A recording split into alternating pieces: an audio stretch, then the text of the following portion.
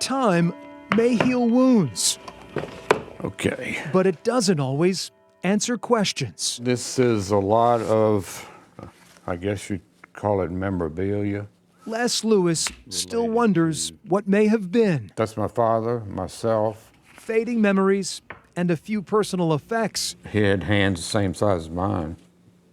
The rings fit. are all he has of William Lewis. I guess really having a full-time father was mainly what I missed out on. When he was just 4 years old, Yeah, he was drafted. Les's dad left the family farm on the Northern Neck to fight during World War II. It was pouring rain, and it was nighttime, and I remember driving up to the gates and him getting out and leaving.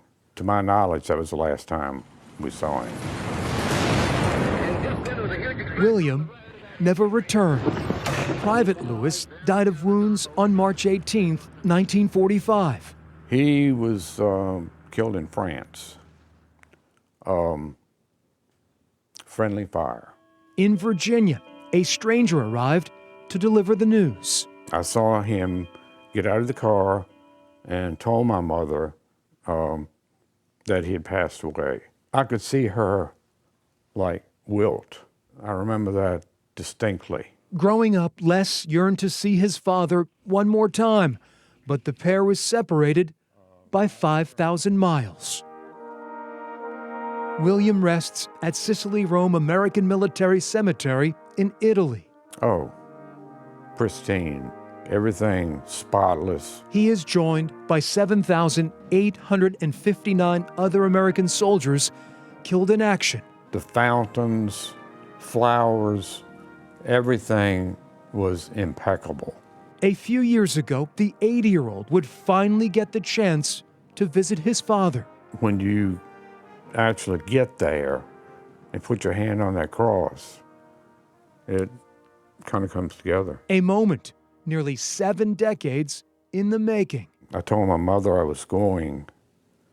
She said, well, please tell him that I still love him.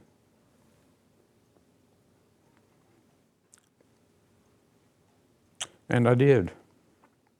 Les would need to pay tribute to someone else during the journey. This is my uncle, James Randolph Lewis. Buried right next to William, his younger brother James. My father is on the left.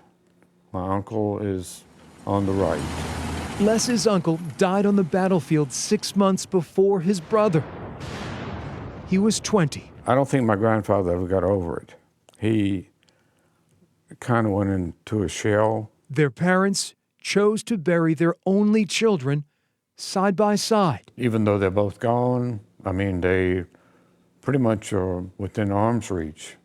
So it makes me feel better. Les's family is not unique. 2 weeks ago, this came in the mail.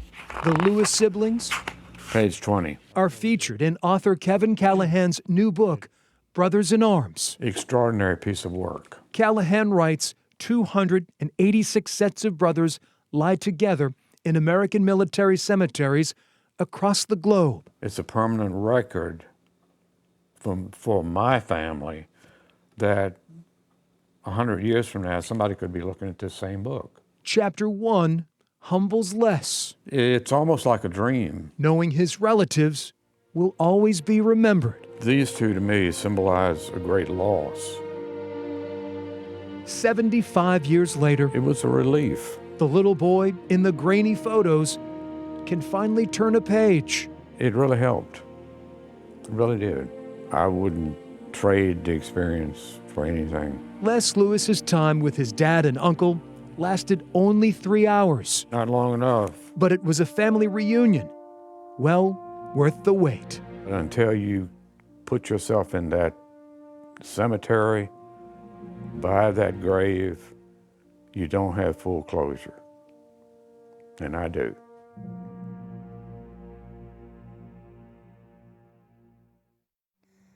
Les Lewis said he wouldn't trade those 3 hours with his father and uncle for anything.